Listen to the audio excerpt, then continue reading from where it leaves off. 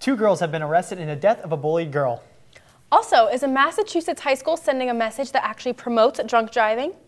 All this and more, the Spotlight starts right now.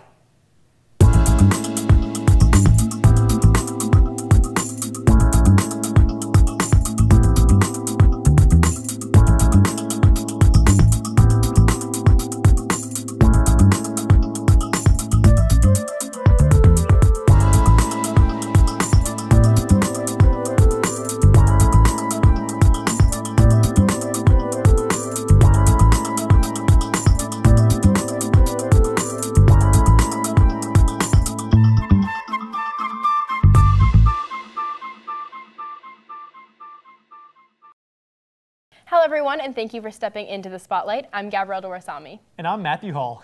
Erin Cox, a Massachusetts high school senior, was stripped of her title as captain of her school's volleyball team and then suspended for 5 games after school officials heard she had stopped to give a drunken friend a ride home after a party. A star player on her team and an honor student, Cox says that she's being punished for doing the right thing. The high school senior was allegedly driving home from work when she got a phone call from a friend at a party asking for a ride home. Reportedly minutes after arriving at the party to pick up her friend, police arrived on the scene and shut the event down for underage drinking. Though police confirmed that Cox had not been drinking, her school remains adamant about the decision due to their zero-tolerance rule in regards to partying. Erin's family's lawyer released a statement saying, "By punishing Erin Cox, the North Andover School District sends a contrary and very dangerous message that young people are better off letting their friends drive drunk." Both friends of Erin and her parents are all concerned about this negative experience potentially hurting her chances in excelling in college, where she had hopes of playing volleyball and maintaining her impressive GPA. It seems that support for Erin's case is spreading across the country, with the hashtag #IStandWithErinCox going viral on Twitter. Supporters chime in, commending Erin on her responsibility and common sense. Erin's family and lawyers are working around the clock to get the school's decision reversed. Guys, isn't that crazy? I mean, we go to a private school. Exactly. And could have easily been one of us, me at the wrong time, at the wrong, wrong place, at the wrong time. I just don't understand why you punish someone who clearly did the right thing. Right. I mean, she was watching out and protecting her friend's life and potentially other lives as well. Yeah, you really have to draw the line between, okay, when do I follow the rules and when do I, go ahead and maybe save someone's life, because drunk driving is a serious problem. You endanger yourself, other people on the road. So, I mean, I'm proud of what she did, but at the same time, it's kind of not so great that she got penalized for it. Right, and I even know, with the sports, it's like you have, again, the zero tolerance deal, but it's almost as if she's stepping out to, again, help someone, wouldn't that just show you? And the report said that they cleared it that she wasn't drinking, so I don't see why she would still be punished. Yeah, I'm not sure either. Well, on a more happy note, at least, November is here, and holidays are right around the corner. Nicole, what's going on for the holiday season? The start of November means the holiday season is officially here. For us college students wanting to get in the holiday spirit with an easy and simple recipe, the salted caramel chocolate mug cake takes about 2 minutes and is perfect for the autumn season. The recipe makes one rich, decadent, and delicious mug cake in a regular sized coffee mug, and it will only take you about 5 minutes total. What you'll need to make a salted caramel mug cake is 4 tablespoons of all-purpose flour, 4 tablespoons of sugar, 3 tablespoons of unsweetened cocoa powder, 1/4 teaspoon baking powder, 1/4 teaspoon of salt, 1 egg and 3 tablespoons of skim milk, 1 tablespoon of vegetable oil, and 2 salted caramels. To begin making the cake, you will add all of the ingredients but the caramels in a small bowl and stir to combine all the ingredients. Then pour the mixture in a regular sized coffee mug and drop the caramels into the center of the mixture one at a time. Lastly, microwave the cake mix on high for 1 minute and 30 seconds. And there you have it, a salted caramel chocolate cake in a mug. What kind of food gets you guys in the holiday spirit? I think when I'm going through the store and I see eggnog in the freezer, that's when I know, okay, Thanksgiving's coming around, Christmas coming around, definitely that's my cue. I'm more of a stuffing person. Just because you only generally have it around the holidays. Exactly. Yep. And it's delicious, let's be honest. I really like those cookies that come, you get them in the freezer section, but they come in that little tube, and they have the little, with they a either have little stamp on it or something. A little stamp on it, like a Christmas tree or Santa Claus or pumpkin or whatever. those cookies, I mean, I don't know. I think we should do Like, they're not that special, but they're so good. Yeah, because we've had them like all growing up, Exactly. so it's like it's trip just a down part of memory us. lane, right? Yes. There you go. I think we should do like an episode where we're all like baking or Cooking something. show. We could put like a cute little apron on Matt and like a little hat. I don't mind that because I'm not going to be the one cooking because you don't want me cooking food, but I will be around to eat everything, so that's fine with me if you want to do that. Here we go. Well, anyways, switching gears a little bit, technology is progressing from being on your computer and on your phone to now being in your clothes. Recently in San Francisco at the Glaze conference, they showed some of the new technology people can actually wear. Several companies showcased items such as music players that match your music to your heartbeat, mood sweaters that change depending on your emotional state, vacuum shoes, fitness bracelets, anklets, and necklaces that all track your calorie burning throughout the day. These new products are meant to be secondary to the wearer's attention, however, unlike the tablets and smartphones that you engaged with. A recent survey from the Cornerstone On Demand found that 42% of workers say they wouldn't want to wear these new products to work. That stat is expected to change, however, as older, more traditional employees are less willing to wear these new products.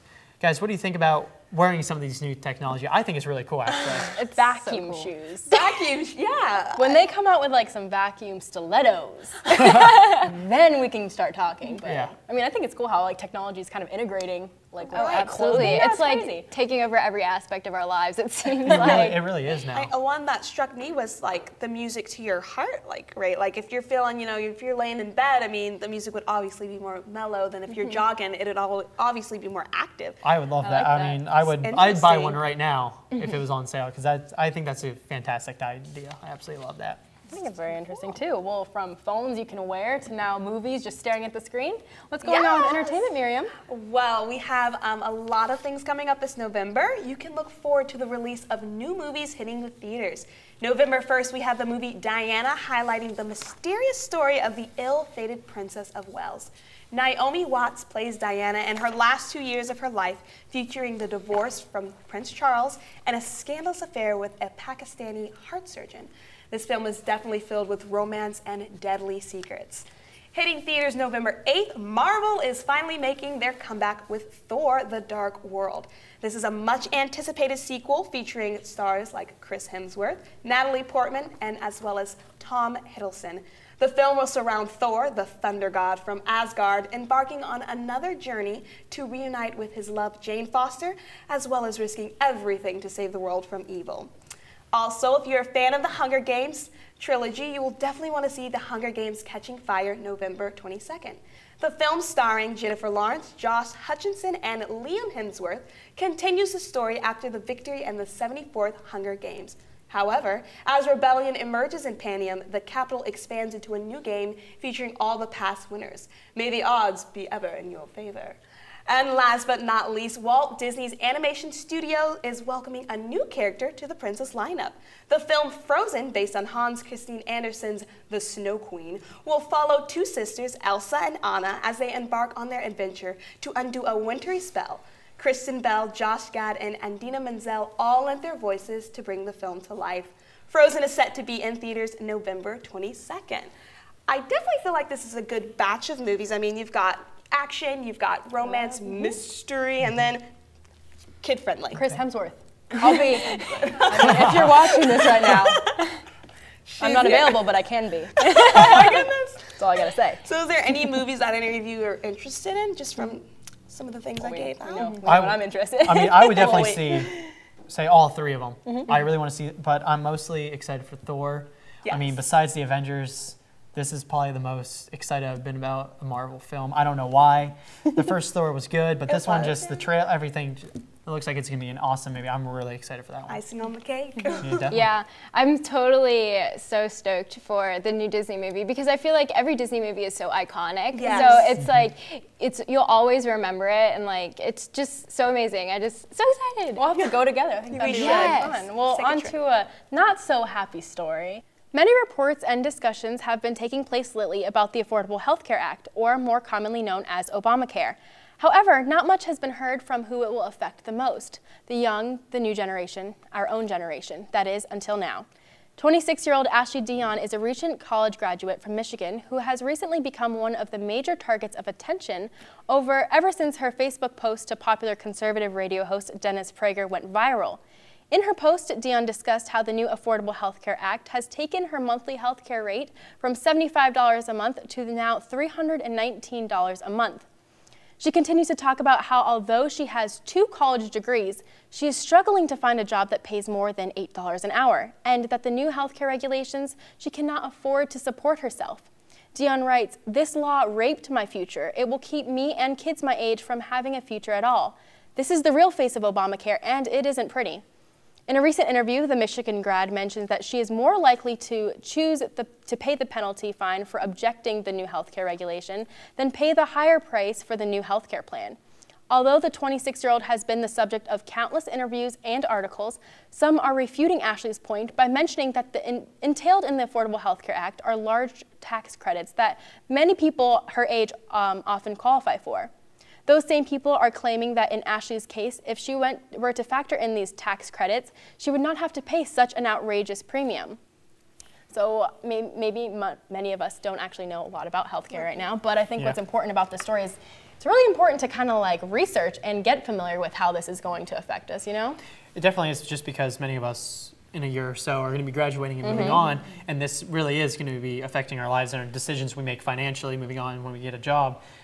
It is important to be researching everything that goes on and how it's going to affect you in your life coming up. Exactly. I almost feel like it's a wake-up call for me, you know, just starting college. It's like you don't think about it, but it's like you almost need to foresee what you're going to be stepping into. So definitely a wake-up call when it comes to financial stuff. Exactly. We need to stop tuning out and kind of like pay attention to some bills we're going to be getting in the future. Well, on to a more personal note on our own campus. We have the poll of the week with Miss Brittany Duffy. Southeastern University is a great place to get a college education, make some memories, and be influenced by the term ring by spring. Here at SCU, most staff and students idolize getting married and finding their soulmate the first semester they are enrolled.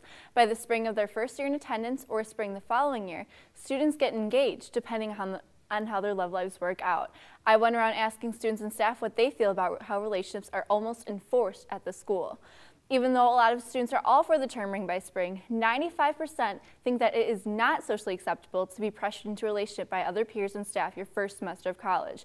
However, when I asked students if they agree with SCU's ring by spring to its full extent, 33% said yes, while 67% said no. The good news is that since Southeastern University is a Christian college, 100% of all who were polled said that coming to the school, you should be benefiting your relationship with God and not trying to find a romantic relationship. To join in on our polls of the week and put in your input on different topics, log on to Facebook and search the Spotlight at SCU Poll of the Week. You can then like our page to stay updated.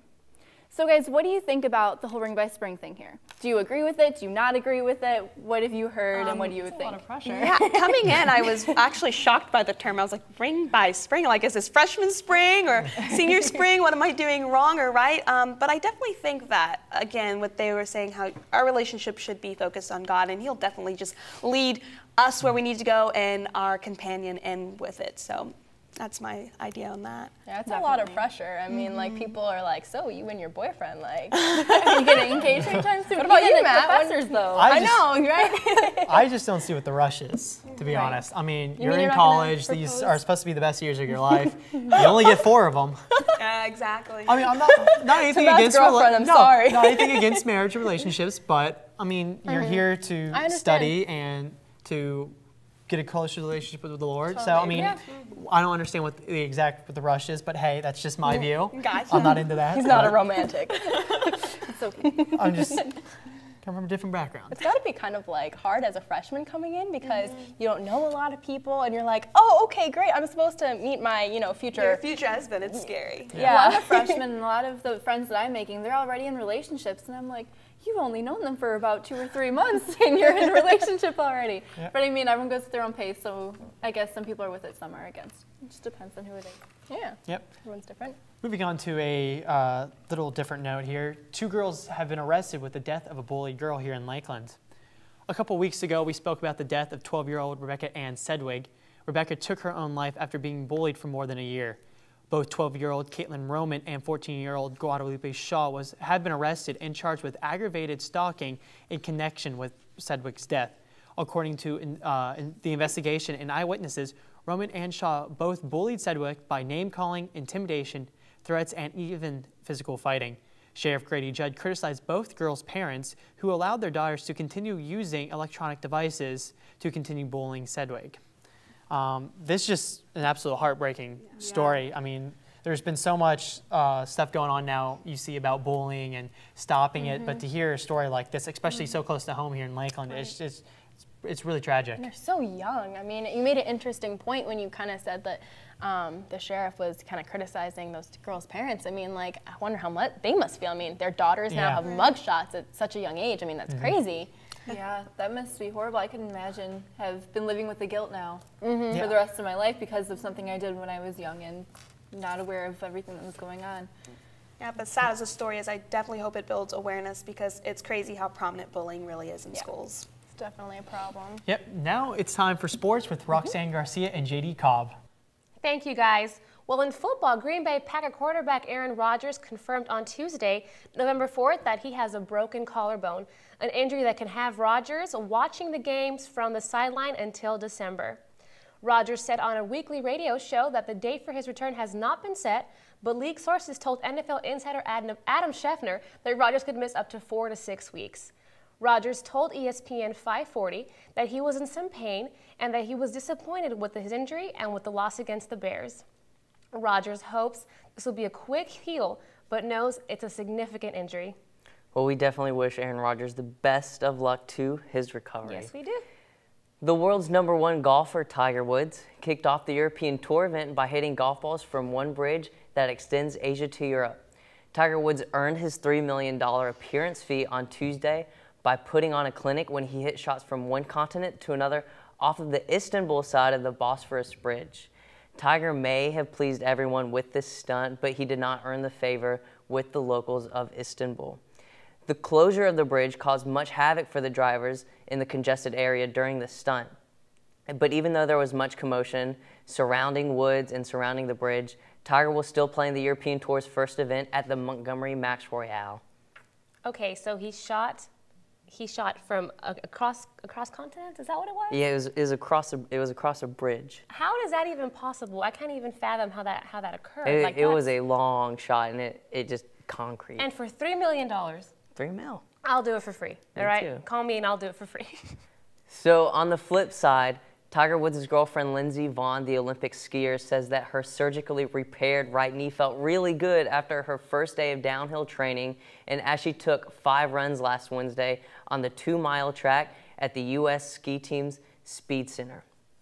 The 4-time overall World Cup champion is still planning to make her return to the circuit in Beaver Creek later this month. The rest of her training will definitely be focused on starting in the 2014 Sochi Olympics. Well, in other football news, Dallas Cowboy owner Jerry Jones said Tuesday that defensive end DeMarcus Ware, who has missed the last 3 games with a thigh injury, is ready to return. Ware, who played in 134 consecutive games prior to his suffering the injury, should be ready for Sunday night's game against the New Orleans Saints. Jones said the Cowboys didn't want to rush Ware back onto the field because of fear he would re-injure himself. If that occurred, the Cowboys would be without their best defensive player. Ware has 4 sacks and 16 quarterback pressures this season. Well, as a Cowboy fan myself, this is very, very good news. And as a Saints fan, I do wish him the best of luck, but he definitely will not be getting to Drew Brees. That's all the time we have for Spotlight Sports. I'm Roxanne Garcia. And I'm JD Cobb. Back to you. Thanks, guys. Well, that's all the time we have left. Keep it here in the Spotlight for all the latest in news, entertainment, and sports. I'm Matthew Hall. And I'm Gabrielle Dorasami. I'll see you next time in the Spotlight.